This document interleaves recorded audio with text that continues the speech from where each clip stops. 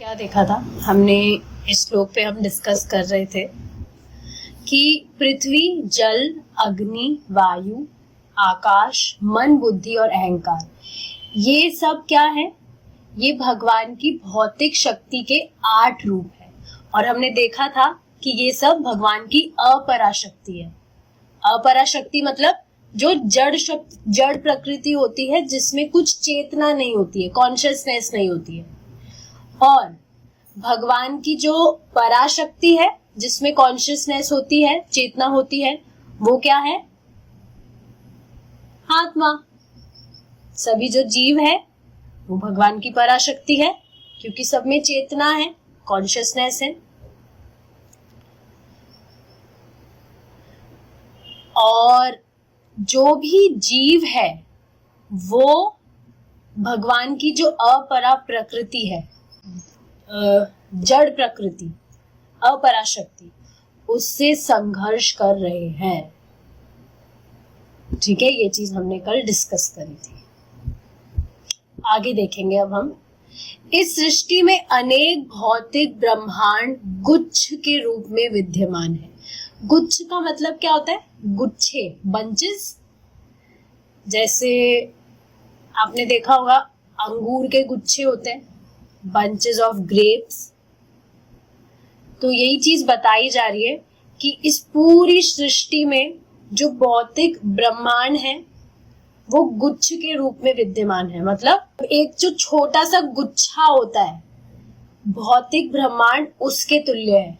हमने ये चीज डिस्कस करी थी कि इस पूरी सृष्टि में जो 75% है वो भगवान का आध्यात्मिक धाम है, और सिर्फ 25% उसमें से जो बचा है वो ये मटेरियल जो भी प्लैनेट्स हैं वो है, सिर्फ 25%। तो देखिए कितना कम रेशियो है। बंचेस, एक गुच्छे की तरह है ये जो भौतिक ब्रह्मांड है इस पूरी सृष्टि में। और ये सब मिलकर इस भौतिक सृष्टि का निर्माण करते हैं।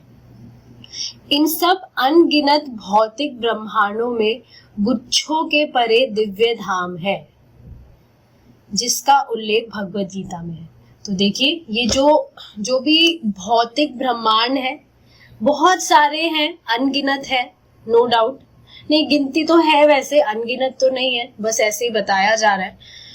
तो ये जो सिर्फ गुच्छे के समान जो भी मटेरियल वर्ल्ड्स है, इसके परे भगवान का दिव्य धाम है, जिसका उल्लेख स्वयं भगवान ने गीता में किया है। क्या है देखेंगे। न तद्भासयते सूर्यो न शशांक न पावकः यद् गत्वा न निवर्तन्ते तद्धाम परमं मम। मेरा वह परम धाम न सूर्य, न चंद्रमा और न अग्नि के द्वारा प्रकाशित होता है। जो मेरे उस परम धाम को प्राप्त कर लेता है वह पुनः इस भौतिक जगत में नहीं लौटता। और काम भी क्या है, आप खुद सोचिए। जैसे एग्जाम्पल के लिए बता रही हूँ, जब भी कोई भी व्यक्ति है, जब वो गृहस्थ आश्रम में एंटर कर जाता है, तो फिर सिर्फ एग्जाम्पल के लिए, जैसे स्पेशली माताजी की बात है, माताजी की जब शादी हो जाती है, एक स्त्री की जब शादी हो जाती है, तो वो गृहस्थ आश्रम में एंटर कर गई, तो वापस से तो अब पीछे जाने का क्या मतलब है? पीछे नहीं जाती है वो। तो वही चीज है, एक बार जब व्यक्ति भगवान के धाम लौट जाता है, भगवान का धाम उसे प्राप्त हो जाता है, तो दोबारा वो इस भौतिक जगत में नहीं लौटता। कौन ही चाहेगा यहाँ पर लौटना? अभी भी देख पा रहे होंगे कितनी ज्यादा प्रॉब्लम्स है यहाँ रहना। पहले तो ठीक है, ये चीज फील नहीं होती थी, बट अब जैसे जैसे नॉलेज ले रहे हैं, जैसे जैसे हमारा जो विजन है वो क्लियर होता जा रहा है, और अब सच में मन ही नहीं है, बस मन है जल्दी से भक्ति करो और यहाँ से तर जाओ। कौन रहेगा यहाँ? कितनी परेशानियां हैं इस जगत में। आर्टिफिशियल सुख है, सुख के नाम पे छलावा है, तो कौन ही रहना चाहेगा यहाँ पे। तो भगवान स्वयं बता रहे हैं कि भगवान का जो धाम है वहां पर जो प्रकाश आता है, जो उजाला होता है, वो चंद्रमा, अग्नि या सूर्य के द्वारा नहीं होता है। ये चीज भी बता रहे हैं भगवान। और एक बार जो भी व्यक्ति भगवान के धाम को प्राप्त कर लेता है, इस भौतिक जगत में नहीं लौटेगा। लौटना भी कौन ही चाहेगा। ठीक है, तो ये भगवत गीता के 15th चैप्टर का 6वां श्लोक है। वह परा प्रकृति जो इस भौतिक प्रकृति के परे है, शाश्वत है। इसके प्रारंभ होने का कोई इतिहास नहीं है, ना इसका आदि ना अंत है। तो ये चीज तो कल भी बताई थी मैंने कि जो भगवान के हम अंश हैं वो हमेशा से हैं।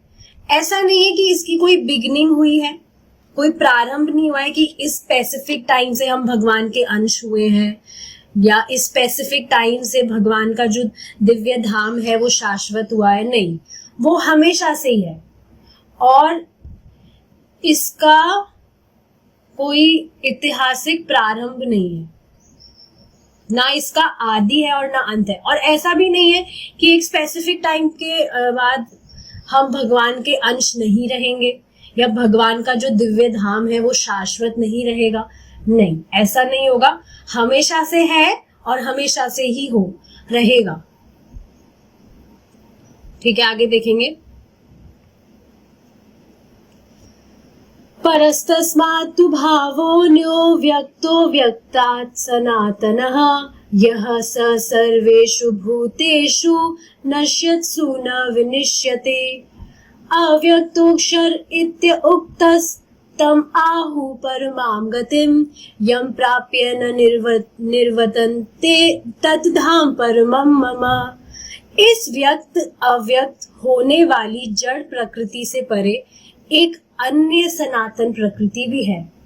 यह सर्वोपरि तथा अविनाशी है। भगवान के धाम की बात हो रही है कि यहाँ आप देखते हैं जो भी व्यक्त और अव्यक्त होने वाली जड़ प्रकृति है उसके परे एक दूसरी सनातन प्रकृति है। सनातन का मतलब क्या था? शाश्वत, इटर्नल, जो सबसे सर्वोपरि है, सबसे परे है।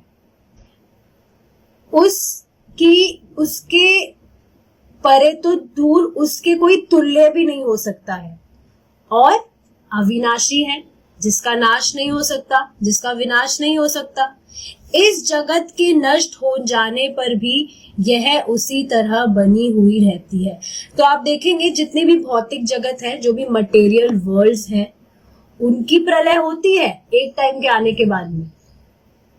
हाँ, टाइम डिफर करता है कि किसी की जल्दी प्रलय हो जाती है, किसी में ज्यादा टाइम लगता है, लेकिन प्रलय सबकी होती है। एक टाइम के आने के बाद में जो जगत है, भौतिक जगत की बात हो रही है, वो नष्ट हो जाता है। लेकिन भगवान का जो धाम है वो तो शाश्वत है, वो नष्ट नहीं होता। उस परम धाम को अव्यक्त और अक्षर कहते हैं और वही परम गंतव्य है।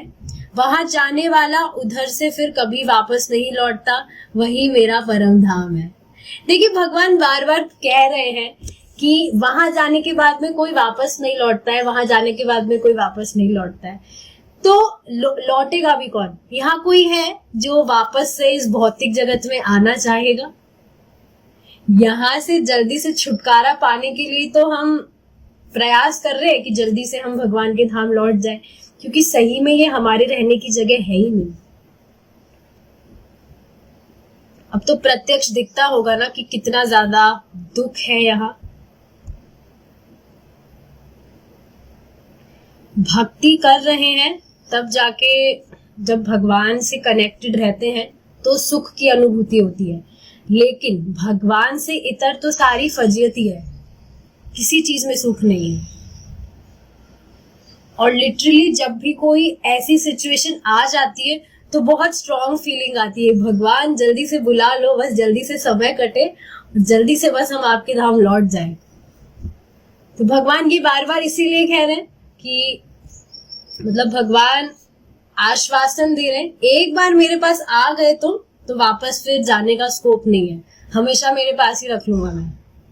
तो भगवत गीता के 8वें अध्याय का 20वां और 21वां श्लोक है। वैदिक धर्म या वर्णाश्रम धर्म को भी सनातन कहा जाता है क्योंकि कोई इसके आरंभ का पता नहीं लगा सकता। हाँ, तो देखिए वर्णाश्रम में हमने देखा था 4 तरह के आश्रम आते हैं, तो ये जो है ये भी सनातन है, इटर्नल है, इनका भी कुछ पता नहीं लगा जा सकता है कि ये कब आरंभ हुआ था। ऐसा नहीं कह सकते ना कि जो भी आश्रम है, जैसे ब्रह्मचार्य आश्रम, गृहस्थी आश्रम, ये जितने भी आश्रम्स हैं ये कब प्रारंभ हुए थे, ये हमेशा से ही है। ईसाई धर्म का इतिहास 2000 वर्ष का और मुसलमान धर्म का इतिहास 1300 वर्ष का है, किंतु यदि हम वैदिक धर्म के आरंभ की खोज करने का प्रयत्न करें तो हमें इसके आरंभ का पता नहीं लग सकेगा। तो देख रहे हैं आप, जो ईसाई धर्म, मुस्लिम धर्म या जितने भी धर्म हैं उनका एक स्पेसिफिक नंबर है कि ये इतने टाइम पहले आया था। आप देखेंगे भगवान के ये सब मैसेंजर्स ही तो हैं, भगवान के दूत हैं, भगवान ने भेजा था धर्म की स्थापना के लिए, लेकिन लोगों ने क्या किया, इनको भगवान समझ के इनकी पूजा कर रहे हैं। तो क्या है, अविद्या ही तो है ये, इटर्नल तो नहीं है। अगर ऐसा होता तो ये जो स्पेसिफिक ईयर्स बताए जा रहे हैं इससे पहले कहाँ थे फिर ये, अगर ये भगवान होते तो। पर ये मैसेंजर्स हैं, भगवान के दूत हैं जो धर्म की स्थापना के लिए भगवान ने भेजे थे, पर अविद्या के कारण लोग इन्हें भगवान समझ के इनकी पूजा कर रहे हैं।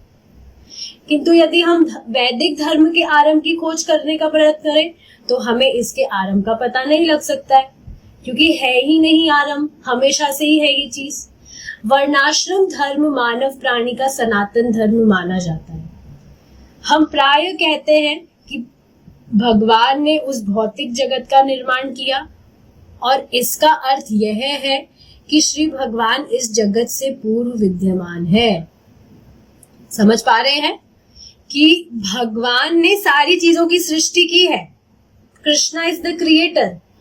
तो आप खुद सोचिए, कुछ भी ये हमने डिस्कस किया था, कोई भी हम प्रोडक्ट देखते हैं, कुछ भी हम डिजाइन देखते हैं, तो उस डिजाइन से पहले उसको डिजाइन करने वाला एक डिजाइनर होता है, तभी तो वो चीज आती है। तो ये जितने भी भौतिक जगत है इसका क्रिएशन हुआ तो क्रिएटर तो पहले होगा, तभी तो क्रिएशन होगा। तो यही चीज बताई जा रही है कि भगवान जगत से पूर्व विद्यमान है, भौतिक जगत से। चूंकि भगवान इस भौतिक जगत के प्राकट्य से पूर्व विद्यमान थे, अतः वह इस सृष्टि का आश्रित नहीं, पर आश्रित नहीं है। जैसे फॉर एग्जाम्पल, कोई व्यक्ति कोई घर बनाता है, घर बना रहा है, मतलब घर बनाने से पहले वो है तभी तो घर बना रहा है। लेकिन अब ऐसा नहीं है ना कि अगर वो घर उसने नहीं बनाया या बनाया भी तो पहले से वो उस पे आश्रित था, डिपेंडेंट था। तो कहा क्या जा रहा है कि जितने भी भौतिक जगत है उसके प्रकट होने से पहले भगवान थे, तो भगवान इस पे आश्रित नहीं है। यदि भगवान इस भौतिक जगत के नियमों से अबाध्य होते तो वह इस जगत का निर्माण कैसे कर पाते? अगर भगवान इन सब पे ही आश्रित होते तो कैसे फिर बना पाते सब कुछ? बात तो बहुत इजी है, बस समझाने के लिए बताई जा रही है यहाँ पे कि भगवान हमेशा से है, तो भगवान ने जो भी क्रिएट किया है वो बाद में हुआ है, मतलब उससे पहले से भगवान विद्यमान है। और ऐसा नहीं है कि भगवान उन चीजों पे आश्रित रहे हैं, भगवान तो पहले से हैं। भगवान अपनी सृष्टि से अभिन्न है और साथ ही साथ इससे पृथक पूर्ण रूप में विद्यमान भी है। इसका अर्थ क्या है कि भगवान सब जगह विद्यमान तो है लेकिन सबसे अलग है, आश्रित किसी चीज पे नहीं है। जैसे अभी हम कोई भी चीज काम में लेते हैं तो वो वस्तुएं हमसे अलग हैं लेकिन हम उन पे आश्रित हैं। हम क्या सोचते हैं कि अरे वस्तु नहीं हुई तो हमारा तो अस्तित्व ही नहीं चलेगा, हम तो नष्ट हो जाएंगे। ऐसा नहीं होता। वो हाँ, अटैचमेंट के कारण व्यक्ति शोक करने लगता है अगर कोई चीज नष्ट हो जाती है। किसी भी चीज पे हम डिपेंडेंट, मतलब आश्रित, डिपेंडेंट। वस्तु हमारे काम करने के लिए है, इस्तेमाल करने की है। बाकी ऐसा नहीं है कि अगर वो वस्तु नहीं हुई तो वो वस्तु नष्ट हो गई तो हम नष्ट हो गए, ऐसा नहीं होता। वो अटैचमेंट के कारण व्यक्ति ऐसा समझता है, मोह जिसे कहते हैं। ठीक है, तो यही चीज बताई जा रही है कि भगवान हर जगह विद्यमान है लेकिन सबसे अभिन्न है। यह भगवत गीता में कहा गया है, मया तत्मिदं सर्वं जगदव्यक्त मूर्तिना मत्स्थानि सर्वभूतानि न चाहं तेष्वस्थितः न च मत्स्थानि भूतानि पश्यये योगमेश्वरम् भूतभृन्न च भूतस्थो ममात्मा भूत भावनः। अपने दिव्य रूप में मैं इस संपूर्ण सृष्टि में व्याप्त हूं। देख रहे, भगवान हर जगह है। सभी चर अचर प्राणी मुझ में स्थित है पर मैं उनमें नहीं हूं, और इतना होने पर भी यह सृष्टि मुझ में स्थित नहीं है। इसका अर्थ क्या है? ये हमने तो ये जाना था कि भगवान तो सबके हृदय में विराजमान है। देखिए, इसका अर्थ क्या है कि जितने भी चर अचर, मतलब जो कॉन्शियस है और जो अनकॉन्शियस है, जितनी भी लिविंग बीइंग्स और नॉन लिविंग बीइंग्स हैं, सब भगवान में स्थित है। लेकिन भगवान उनमें नहीं है। इसका मतलब क्या है? स्थित का यहाँ पे मतलब क्या है कि सारी जो भी चीजें हैं वो भगवान पे आश्रित है। स्थित का मतलब यहाँ पे ऐसे लिया गया है कि सारी वस्तुएं, जितनी भी लिविंग बीइंग्स जिनमें चेतना है, नॉन लिविंग बीइंग्स जिनमें चेतना नहीं है, जो अनकॉन्शियस है, सब भगवान पर आश्रित है, पर मैं उनमें नहीं हूं। मतलब भगवान उन पर आश्रित नहीं है। भगवान तो स्वतंत्र है, भगवान किसी पर भी आश्रित नहीं है। और इतना होने पर भी यह सृष्टि मुझ में स्थित नहीं है, और इतना होने पर भी जो पूरी ये सृष्टि है इस पे भगवान डिपेंडेंट नहीं है, आश्रित नहीं है। अब क्लियर हो गया होगा ये चीज। मेरे इस यौगिक ऐश्वर्य को देखो। यद्यपि मैं समस्त भूत प्राणियों का पालन करता हूँ और सर्वव्यापक हूँ, तथापि मैं ही सृष्टि का एकमात्र स्रोत हूँ। इसका मतलब क्या है कि भगवान सबका पालन करते हैं, भगवान ही सर्वव्यापक है और भगवान ही एकमात्र सभी चीजों के स्रोत है, मतलब कारण है। कृष्णा ही रीजन है हर एक चीज के। लेकिन फिर भी ऐसा नहीं है कि कृष्णा जो है, भगवान जो है, उनको किसी से अटैचमेंट हो जाता है या किसी चीज पे भगवान आश्रित हो जाते हैं। इसका अर्थ क्या है कि भगवान माया में नहीं पड़ते हैं। जैसे आप देखिए, प्रैक्टिकल एग्जांपल है, जो भी हमारी फैमिली होती है, सो कॉल्ड फैमिली, उनके साथ हम रहते हैं। जैसे एक जो पति होता है वो क्या करता है? अपनी पत्नी और बच्चों का पालन करता है, राइट? पालन करता है, सारी चीजें वो मैनेज करता है घर की, और एकमात्र वो ही रीजन होता है जिसकी वजह से सारी चीजें होती है। लेकिन वो डिपेंडेंट भी हो जाता है घर वालों पे, घर वाले भी उस पे डिपेंडेंट होते हैं और वो खुद भी सब पे डिपेंडेंट हो जाता है। और ये इसका कारण क्या होता है? अटैचमेंट। हाँ, प्रेम भी कह सकते हैं, प्रेम होता है, पर अटैचमेंट ज्यादा होता है। तभी तो आप देखेंगे छोटी छोटी कुछ भी चीजें होती है, कैसे परेशान हो जाता है व्यक्ति, शोक करने लगता है। तो इसका कारण अटैचमेंट है। लेकिन भगवान को ऐसा नहीं है कि भगवान को अटैचमेंट हो जाता है। भगवान का एक ऐश्वर्य क्या है 6 ऐश्वर्यों में से? वैराग्य, सर्व वैराग्यशाली। तो भगवान को अटैचमेंट नहीं होता है। तो भगवत गीता के 90वें अध्याय का 4था और 5वां श्लोक। वास्तव में हम सब आत्मा हैं और हमारा लक्ष्य आध्यात्मिक आकाश में श्री भगवान के संग रहना है। आध्यात्मिक आकाश मतलब भगवान का आध्यात्मिक धाम, वहां पर हमें भगवान के संग रहना है, ये लक्ष्य है हमारा। पर क्या है, अविद्या के कारण हमने सोचा था कि हम भगवान से अलग रहकर खुश रह लेंगे, इस वजह से हम यहाँ हैं। और अब आप देखिए, जब व्यक्ति ये सोचा था उसने, अब वो जब यहाँ है तो कहाँ ही खुश है।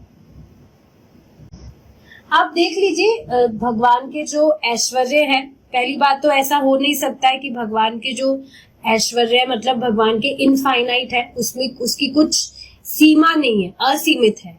तो यहाँ इस भौतिक जगत में ऐसा तो है नहीं कि असीमित है कुछ भी ऐश्वर्य किसी भी व्यक्ति में, सीमित है वो। और उसके बावजूद भी कहाँ व्यक्ति संतुष्ट है। व्यक्ति सोचता है कि अगर बहुत सारा पैसा हो तो व्यक्ति खुश रहता है, पर ऐसा नहीं होता है। मैंने आपको बताया था, अमेरिका के जो ओबामा थे, उन्होंने व्यक्तिगत रूप से परम पूज्य राधानाथ स्वामी महाराज से बात करी थी और उन्होंने क्या कहा था कि मैं खुश नहीं हूं। कितनी पावर होल्ड करते हैं वो, बट उसके बाद में भी उन्होंने क्या कहा, मैं खुश नहीं हूं, मैं संतुष्ट नहीं हूं। तो आप सोचिए। और आप ये भी देखेंगे कि ज्यादातर जो पढ़े लिखे व्यक्ति होते हैं, मतलब ऐसे एग्जाम्पल के लिए बता रही हूं मैं,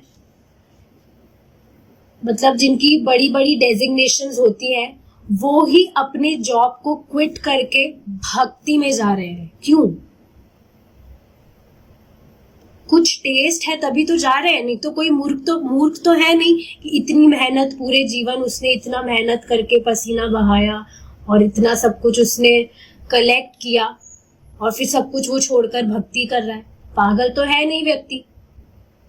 सुख खोज रहा है, सुख उसे जिसमें मिलेगा वही चीज तो करेगा। वो सब चीजें करके सुख प्राप्त नहीं हुआ तो, और भक्ति करके सुख प्राप्त हो रहा है, सब कुछ क्विट करके भक्ति कर रहा है। रिसेंट एग्जाम्पल जो फोर्ड, आपने सुना होगा, फोर्ड कंपनी के जो मालिक हैं, उन्होंने भक्ति कर रहे हैं, वो सब कुछ क्विट करके। तो कुछ टेस्ट है तभी तो कर रहे हैं। तो ये समझना चाहिए कि हम सब आत्मा है, we are not this body, और हमारा जो अल्टीमेट गोल है क्या है, वो अपने पापा के साथ रहना। हम बच्चे हैं, बच्चे पापा से अलग कैसे खुश रहेगा? बच्चा पापा से खुश कैसे अलग रह सकता है? करण, वेयर इज योर फादर? कहाँ है आपके पापा? देखिए, बच्चा पापा से अलग खुश नहीं रह सकता है। तो हम आत्मा है, परमात्मा के अंश है। अगर हम उनसे अलग रहेंगे तो कहाँ खुश रहेंगे? तो लक्ष्य हमारा क्या है? जो बिछड़ गए हैं हम भगवान से, जल्दी से जल्दी अच्छे से भक्ति करके हमें भगवान के पास लौटना है। क्यों लौटना है? ताकि हमेशा भगवान के संग रह सके। जहाँ असंख्य दिव्य ग्रह है और असंख्य दिव्य जीव है। अच्छा, ऐसा भी नहीं है कि वहां पर सिर्फ लिमिटेड लोग हैं। जैसे आप देख रहे हैं यहाँ पर अनलिमिटेड तो नहीं कह सकते, लिमिट है यहाँ पर तो, लेकिन वहां पर असंख्य दिव्य जीव है। दिव्य जीव, भौतिक जीव नहीं है। उनको रोग या उनका जन्म मृत्यु नहीं होता है या कुछ बीमारी वगैरह नहीं आती है वहां। और हमारी भी यही स्थिति होगी। अभी तो इस पिंजरे रूपे शरीर में हमारी आत्मा पैक है, इस वजह से हमें सब कुछ सहना होता है। लेकिन एक बार जब भगवान के धाम लौट जाएंगे तो इन सब चीजों से मुक्त हो जाएंगे। किंतु जो लोग उस आध्यात्मिक जगत में रहने के योग्य नहीं है, वह इस भौतिक जगत में भेज दिए जाते हैं।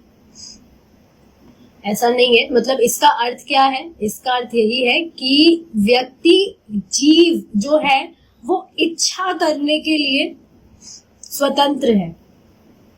तो यहाँ पर वो है खुद की इच्छा से है। ऐसा नहीं है कि भगवान के द्वारा, भगवान के धाम से उसे निष्कासित कर दिया गया कि अब तुम्हारी यहाँ कुछ जगह नहीं है, तुम्हारी कोई जरूरत नहीं है, तुम जाओ। ऐसा नहीं है। जीव की खुद की इच्छा थी कि वो भगवान से अलग रहे, इसलिए वो यहाँ पर है। यही विचार मिल्टन ने पैराडाइज लॉस्ट में व्यक्त किया है। यद्यपि हम आत्मा है, किंतु हमने स्वेच्छा से इस भौतिक शरीर को स्वीकार किया है। समझ रहे हैं? है हम आत्मा, लेकिन हमने खुद की इच्छा से इस भौतिक शरीर को स्वीकार किया है। और इसे स्वीकार करने के फल स्वरूप इस भौतिक प्रकृति के त्रिविध दुखों को भी स्वीकार कर लिया है। देखिए, भौतिक जगत में है तो ये ताप तो सताते ही है। त्रिविध ताप क्या है? कौन बताएगा? अब तो रट गए होंगे सब कुछ। यस माता जी, आप क्लास की टॉपर हैं। बताइए। आदि देविक, आदि भौतिक और आध्यात्मिक। यस, तो हमने तीन त्रिविध ताप डिस्कस करे थे। आदि भौतिक क्या होते हैं? जो हमें दूसरे जीवों से मिलते हैं। जैसे मच्छर काट रहा है या कोई हमसे द्वेष कर रहा है, कुछ भी पीड़ा हमें मिल रही है दूसरों के कारण, वो है आदि भौतिक। आध्यात्मिक क्या है? जो हमें खुद के शरीर से मिल रही है। बीमार पड़ जाते हैं या हमारे कहीं लग जाती है, कितनी पीड़ा होती है खुद के शरीर से, ये है आध्यात्मिक। और आदि दैविक मतलब जो नेचुरल डिजास्टर, कैलामिटीज वगैरह होती है, जैसे अभी बारिश कितनी हो रही है,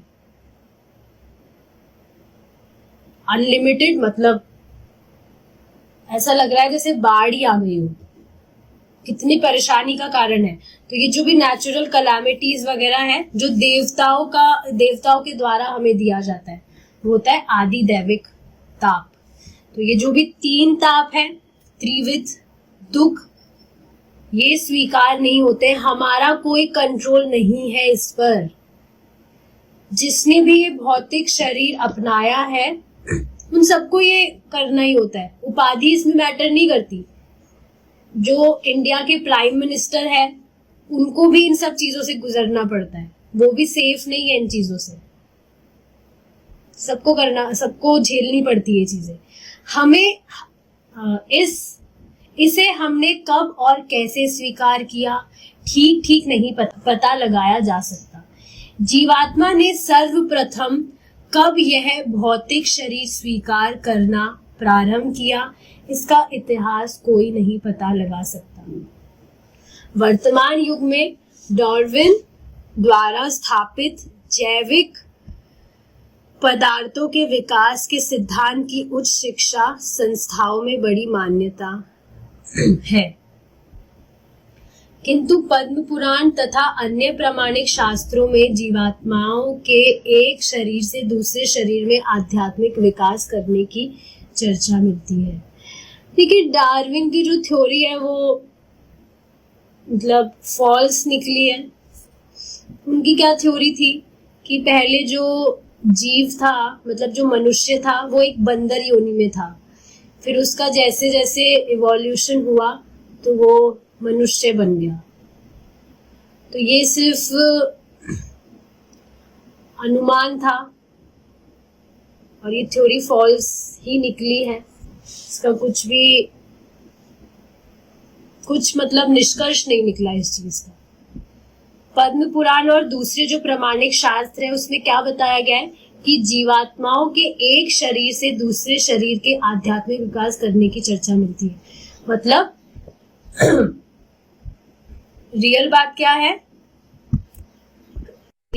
क्या है कि हम सब आत्मा है और शरीर हमारा परिवर्तन होता है। ऐसा बिल्कुल नहीं है कि जो मनुष्य है वो पहले बंदर की योनि में था, फिर इवोल्यूशन होते होते मनुष्य बना। नहीं, ऐसा नहीं है। उसकी जो आत्मा है अलग अलग बॉडीज में ट्रांसफर होती है उसके कर्म के अनुसार। ये है रियल चीज। इस पुराण से हमें जानकारी मिलती है कि जीवों की 84 लाख योनियां हैं, जिनमें से 9 लाख जीवधारी जल में रहने वाले हैं।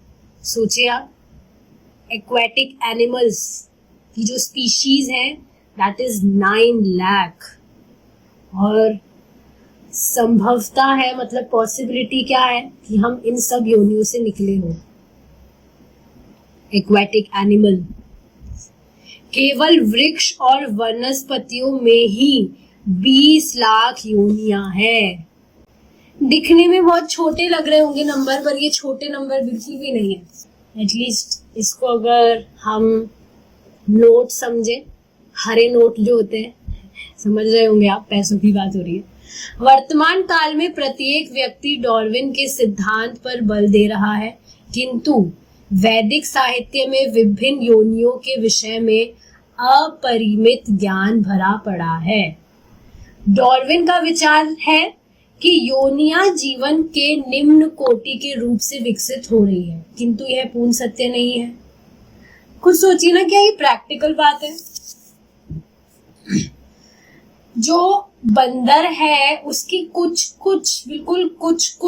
हैबिट्स मनुष्य से मिलती है। इस वजह से ये थ्योरी डार्विन ने बस बता दी अपने आप ही कुछ भी, पर ये सत्य नहीं है। आत्मा निम्न कोटियों के रूपों से उच्च कोटि के रूपों में विकास कर सकती है, किंतु सृष्टि के आरंभ से सभी योनियों की रचना श्री कृष्ण ने की है, जिसका भगवद गीता में उल्लेख है। सर्वभूतानि कौन्तेय प्रकृतिं यान्ति मामिकां कल्पक्षये पुनस्तानि कल्पादौ विसृजाम्यहम्। प्रकृतिं स्वां वष्टभ्य विसृजामि पुनः पुनः भूतग्राममिमं कृतस्नं वशं प्रकृतिर्वशात्। हे कुंती पुत्र, कल्प का अंत होने पर संपूर्ण भौतिक सृष्टि मेरे प्रकृति में लय हो जाती है और अन्य कल्प के आरंभ होने पर मैं इसे अपनी शक्ति से पुनः उत्पन्न करता हूँ। इसका अर्थ क्या है कि जो भी भौतिक मटेरियल वर्ल्ड है, भौतिक जगत है, उनकी एक समय में आने के बाद में प्रलय हो जाती है, सब नष्ट हो जाता है, लेकिन फिर से भगवान के द्वारा ही उनकी सृष्टि की जाती है। मेरी इच्छा से ही यह बारंबार प्रकट होता है और मेरी ही इच्छा से अंत में इसका नाश हो जाता है। Bhagavad Gita 9.7 to 8, 7 and 8। समझ पा रहे हैं आप? आप खुद सोचिए ना, जो डार्विन है वो भी तो हमारी तरह ही एक साधारण व्यक्ति है। उसको खुद को पता नहीं है कि पिछले जन्म में वो क्या था, आगे वो क्या होगा। उसको खुद को कुछ भी मालूम नहीं है। उसने जो भी थ्योरी बताई है वो उसका एकमात्र अनुमान ही तो है। तो हम एक साधारण जीव की बात पर विश्वास करेंगे या जो शास्त्र है उसकी बात मानेंगे? क्या आप सोच सकते हैं कि हमारा जो इवोल्यूशन है वो एक बंदर से हुआ है? पहले हम बंदर थे, फिर टाइम जैसे जैसे गुजरा तो अब हम मनुष्य बन गए। कितनी फालतू की चीज है ये। हंसी नहीं आ रही इसको सुन के? बंदर थे, अब फिर टाइम जैसे बीता मनुष्य बन गए हम। और जो शास्त्रों में बात बताई जा रही है उसको तो बस पढ़ते ही स्वीकार कर लिया हमने। मतलब ऐसा नहीं है कि फॉल्सली या आर्टिफिशियली स्वीकार किया है, समझ में आ रही है ये चीज कि सच में जो आत्मा है वो अलग अलग कॉस्ट्यूम्स में, अलग अलग जो भी शरीर है, चींटी का शरीर, कीड़े का शरीर, किसी पशु का शरीर, किसी पक्षी का शरीर, ऐसे वो ट्रांसफर होती रहती है, राइट? ये सभी जीव शरीर तथा मन से संबंधित दुखों समेत त्रिविध दुखों के अधीन है। पशु यह समझ नहीं सकते कि वह दुख भोग रहे हैं, किंतु मनुष्य यह समझ सकते हैं। तो ये चीज तो स्पष्ट है कि जो भी दुख, देखिए जो भी हम नॉलेज ले रहे हैं, हम समझ रहे हैं कि सच में दुख तो हमें झेलना ही पड़ता है और हम खुद हेल्पलेस है इस चीज के लिए।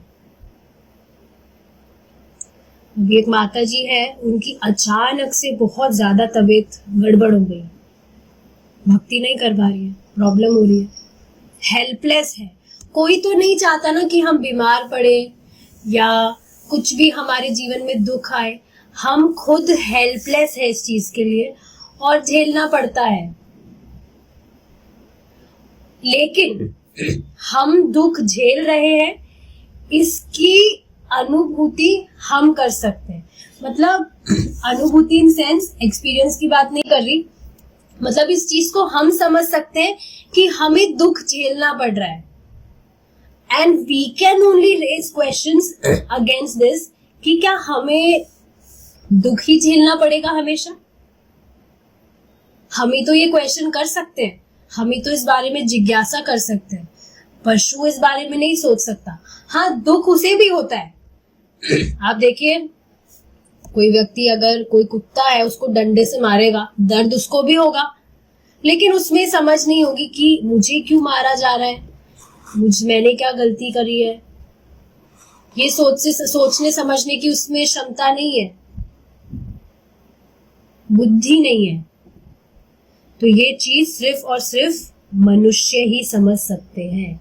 जो व्यक्ति यह नहीं जानता कि वह दुख भोग रहा है, पशु चेतना में है।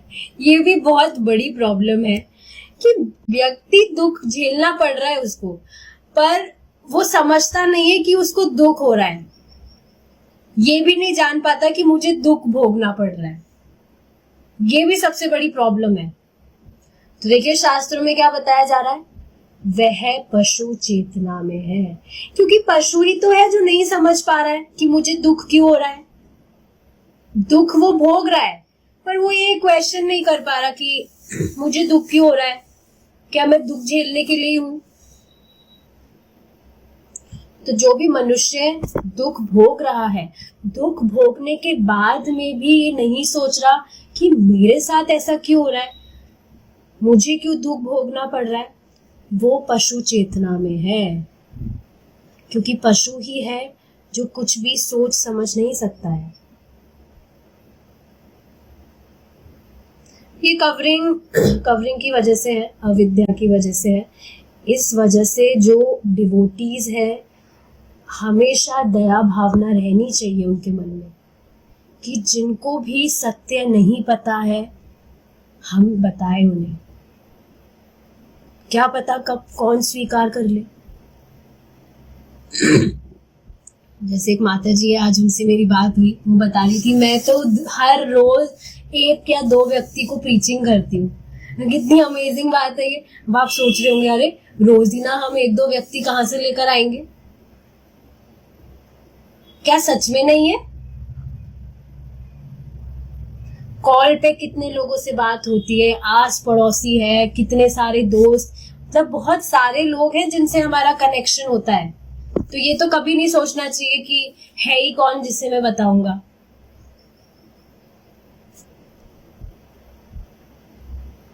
बताते रहना चाहिए। एटलीस्ट अगर फिलॉसफी नहीं बताए तो कैसे ना कैसे तो उसे कनेक्ट कर सकते हैं ना। जिन पशुओं का वध होने वाला होता है वह यदि एक बाढ़ के पीछे खड़े हो तो भी वह नहीं समझते कि अगले ही क्षण उनका वध होने वाला है। देखिए ये बहुत ही अमेजिंग एग्जाम्पल है। क्या है, जैसे आप देखेंगे जो भी कसाई घर होते हैं वहां पर जो भी जानवर होते हैं उनके लिए मतलब उनको खाना वगैरह दिया जाता है, लाइन से उन्हें खड़ा किया जाता है और लाइन बाय लाइन काटा जाता है। जिस भी पशु को काटा जा रहा है उसके जस्ट पास में जो पशु है वो उसे देख रहा है कि उसको काटा जा रहा है, पर फिर भी उसमें ऐसी चेतना नहीं होती, मतलब वो इस बात को नहीं समझ सकता कि अगला नंबर मेरा हो सकता है। प्रैक्टिकल बात है ये। अब आप सोचिए इतना ज्यादा निम्न बुद्धि होती है पशुओं में, कुछ भी समझने की क्षमता नहीं होती है। और अब इसके विपरीत मनुष्य में देखिए आप, एक छोटे से बच्चे को अगर वो कुछ डरावना चीज देख ले तुरंत वो घबरा जाएगा, अरे ये क्या, मेरे साथ तो नहीं होगा भाई, तुरंत। एक छोटे बच्चे, एक नादान बच्चे की बात मैं कर रही हूं। ये मेरा प्रैक्टिकल चीज है, मैं आपको बताती हूँ। वैसे वो नादानी थी मेरी, बट फिर भी अब मुझे याद आ रहा है क्या था वो चीज। जैसे एक कोई बच्चा था, पड़ोसी का कोई बच्चा था, तो मैंने उसको मेरी गोद में लिया हुआ था। तो मैं बस मजाक में उसे ऐसे नीचे कर रही थी, जैसे मैं उसे नीचे गिराने वाली हूँ, तुरंत वो डर के मेरे से लिपट गया। तो आप देख रहे हैं कैसे छोटा सा नादान बच्चा है लेकिन उसे भी भय है कि अरे मुझे कुछ ना हो जाए। लेकिन पशुओं में ऐसी बिल्कुल भी वो नहीं है बुद्धि। स्पष्ट है, वह यदि एक बाढ़ के पीछे खड़े हो तो भी वे नहीं समझ सकते कि अगले ही क्षण उनका वध होने वाला है। किंतु मनुष्य जीवन में हमें इस बात का ज्ञान होना ही चाहिए कि हम जन्म, मृत्यु, वृद्ध अवस्था और रोग का दुख भोग रहे हैं। हमें इसकी जिज्ञासा होनी चाहिए कि इन दुखों से कैसे बचा जा सकता है। हम तभी से दुख भोग रहे हैं जब एक शिशु के रूप में 9 मास के लिए माता के गर्भ में दृढ़ता के जकड़े हुए पड़े थे। देखिए ये वाला जो पॉइंट है हमने बहुत डिटेल में डिस्कस किया है कि माँ के गर्भ में कितनी बड़ी फजीयत है। कोई 5 स्टार होटल का रूम नहीं होता है माँ का गर्भ। कितना अंधेरा होता है अंदर, और आप सोचिए कितने महीनों तक बच्चे को रहना पड़ता है, वो भी उल्टा टंगा हुआ होता है बच्चा, और वो भी सिर्फ एक पोजीशन में। आप खुद सोचिए, चैंटिंग जब हम करते हैं तो 2-3 मिनट भी हम सिर्फ एक पोस्चर में नहीं बैठ सकते। बार बार में हम कभी ऐसे होंगे, कभी कैसे होंगे, बार बार में पोस्चर चेंज करना होता है। लेकिन बच्चे को देखिए आप, कितने महीने तक उल्टा टंगा होता है एक ही पोजीशन में, बिल्कुल हिल भी नहीं सकता है। इसके अलावा जो माँ है उसकी जो भी वो खाती है उसकी पीड़ा उस बच्चे को झेलनी पड़ती है। बच्चे की स्किन बहुत ज्यादा सेंसिटिव होती है। जो भी वो खाती है, खट्टा मिर्ची वाला कुछ भी खाती है, उसकी पीड़ा उस बच्चे को झेलनी होती है। और हम सभी का वेलकम ऐसे ही हुआ है। किसी विशेष बच्चे की बात नहीं हो रही है, सब माँ के गर्भ से ही तो आए हैं, प्रकट तो कोई नहीं हुआ भगवान की तरह। और सबसे चौंकाने वाली बात क्या है, इस टाइम पे जो माँ है उसका खट्टा खाने का ज्यादा मन करता है। आप सोचिए, आपके कहीं लगी है, वहां पर आप नींबू लगाइए, नमक लगाइए, कितनी पीड़ा होगी। वो पीड़ा होती है बच्चे को, इतनी सेंसिटिव होती है उसकी स्किन। जन्म के बाद दुख का अंत नहीं होता। देखिए, जन्म होना ही सबसे बड़ी फजीयत है। जन्म जैसे ही हुआ, अब बस रेडी रहिए पूरे जीवन कुछ ना कुछ दुख भोगने के लिए। जन्म के बाद दुख का अंत नहीं होता। यद्यपि माँ अपने बच्चे की बहुत देखभाल करती है, फिर भी बच्चा रोता है। ऐसा क्यों है? ऐसा इसलिए होता है कि बच्चे को कोई कष्ट होता है।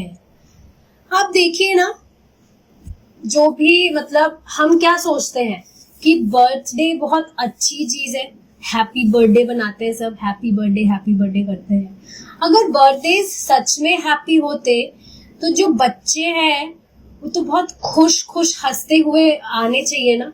रोकर क्यों आते हैं? वो रोए क्यों होते हैं? कभी देखा है किसी बच्चे को जो एकदम स्माइल करके आ रहा है? रोकर आते हैं, सब रोते हैं। या तो उसे कोई कीड़ा काट रहा होता है, या उसके पेट में दर्द होता है, या कोई अन्य व्याधि सता रही होती है। देखिए, एक और चीज क्या है, जब भी बच्चे की अवस्था में जब होता है व्यक्ति, तो उसको जो भी पीड़ा होती है वो बताने में भी हेल्पलेस होता है। किसी को बता भी नहीं सकता वो कि मुझे ये पीड़ा हो रही है। अभी तो देखिए सब समझदार हो जाते हैं, बच्चे बड़े हो जाते हैं, कुछ उसको परेशानी होती है बता देता है वो। लेकिन बच्चा तो बिल्कुल हेल्पलेस होता है। उसको कहीं दर्द हो रहा हो या कुछ भी हो रहा है, कहाँ कुछ बता सकता है वो। खुद सोचिए, आप ऐसी हेल्पलेस सिचुएशन में है कि उसका जो मतलब गंदी कंडीशन में भी अगर वो पड़ा है तो पड़ा है। उसकी माँ जब उसको साफ करेगी तभी ठीक होगा, नहीं तो वो पड़ा है पता नहीं कितने टाइम से। इतना हेल्पलेस होता है बच्चा। कुछ भी हो, दुख चलता रहता है। बच्चे को तब भी कष्ट होता है जब उसे पाठशाला जाने के लिए बाध्य किया जाता है और वह जाना नहीं चाहता। ये तो है, स्कूल जाने में कितना जोर आता था, मुझे तो बहुत ज्यादा आता था। और अब मुझे इतना, सच में काफी चीजों से तो इतनी मुक्ति फील होती है, एकदम फ्री हो गई मैं। कोई स्कूल का चेहरा नहीं देखना, अब कोई कॉलेज का चेहरा नहीं देखना। पुराने दिन कभी याद आ जाते, इतना लगता है अरे कहाँ फंसे थे, है ना करण? स्कूल जाना पड़ता है, पसंद है जाना? पसंद नहीं है, मुझे पता है। तो देखिए, आप देखेंगे बच्चे को जबरदस्ती भेजा जाता है स्कूल, इच्छा नहीं होती उसकी, फिर भी उसको जाना पड़ता है। बच्चा पढ़ना नहीं चाहता, किंतु फिर भी अध्यापक उसे पढ़ने लिखने का काम देते हैं। यदि हम सावधानी से अपने जीवन का विश्लेषण करें तो हमें पता लगेगा कि वह दुखों से भरा हुआ है। हमारा टाइम तो अब हो गया है, पर रुकने का मन नहीं कर रहा है। 5 मिनट और पढ़ते हैं फिर रुकेंगे। हाँ, तो हमें पता लगेगा कि वह दुखों से भरा हुआ है। देखिए, कुछ भी चीज है, शुरू से ही किसी भी चीज के लिए हमें फोर्स किया जा रहा है, असल में उसमें सुख है ही नहीं। आप देखेंगे शुरू से ही जो पेरेंट्स ही है वो ही रेस्पॉन्सिबल होते हैं बच्चे को और ज्यादा इस भौतिक जगत में घेरने के लिए। उनकी कोई गलती नहीं होती, क्योंकि उनके पेरेंट्स ने उनके साथ जैसा किया है वो भी वही परंपरा फॉलो कर रहे होते हैं, तो उसमें उनकी गलती भी नहीं है। जैसे हमारे भी पेरेंट्स हैं, उन्होंने ऐसा किया तो उनके पेरेंट्स के साथ उनके पेरेंट्स ने भी उन्हें जैसा करवाया वैसे वो हमारे साथ करते हैं। तो अब जो भी माताजीज हैं, यहाँ पर नॉलेज मिल रहा है, अब बहुत ही ज्यादा विवेक से काम लेना चाहिए। ऐसे नहीं कह रही मैं कि बच्चे को स्कूल मत भेजिए, पढ़ाइए लिखाइए मत, बट समझना चाहिए कि इतना ज्यादा करवाने की कुछ जरूरत है नहीं, बस इतना हो जिसमें सरवाइव कर जाए। ज्यादा इकट्ठा करने से क्या लाभ? अब पता चल रहा है कि मनुष्य जीवन का लक्ष्य क्या है, तो वहां पर हमें अपना टाइम ज्यादा इन्वेस्ट करना चाहिए। बाकी सब तो औपचारिकता है। सत्य सिर्फ भगवान की भक्ति है। मुझे तो खुद को लिटरली दुख होता है कि कितना, अगर पहले से ही अगर पता लग जाता तो अभी और अच्छे से कर पा रहे होते। कितना टाइम बाद में पता चला है, इतना टाइम खराब होने के बाद। तो एक्चुअली आपके जो भी बच्चे हैं, they are blessed to have parents like you, जिन्हें ये नॉलेज मिला है, और अब आप ये नॉलेज अपने बच्चों को देंगे। कितने ब्लेस्ड हैं आपके बच्चे कि उनको आपके जैसे पेरेंट्स मिले हैं। समझना चाहिए इस चीज को। इसलिए वह कभी यह पूछने की चेष्टा, ठीक है, कहाँ थे हम? यहाँ, साधारणतया बद्ध जीव अधिक बुद्धिमान नहीं होते, और इसलिए वह कभी यह पूछने की चेष्टा किए बिना कि वह क्यों दुखी है, दुख भोगते चले रहते हैं। देखिए, बद्ध जीव है मतलब ज्यादा सोचेगा समझेगा नहीं, ज्यादा कहाँ पर वो ध्यान देगा? भेड़ चाल में, कि सब तो ये चीज करते आ रहे हैं तो मुझे भी तो यही करना है। ज्यादा वो दिमाग नहीं लगाएगा। और लिटरली काफी लोग तो भक्ति इसीलिए यही सोच के नहीं एक्सेप्ट करते कि मैं अकेला अनोखा थोड़ी हूं, और लोग भी तो नहीं कर रहे, और लोग भी तो मजे कर रहे हैं, मुझे क्या जरूरत है, मैं भी उनकी तरह पशु बना रहूंगा, क्या दिक्कत आ रही है? यही चीज बताई जा रही है कि जो बद्ध जीव है वो अधिक बुद्धिमान नहीं होते हैं।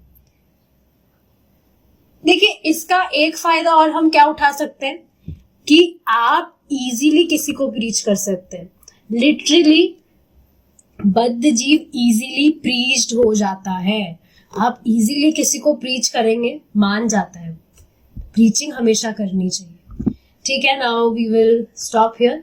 इसे अगर कुछ क्वेश्चन है तो पूछिए, otherwise we will meet at 6 PM।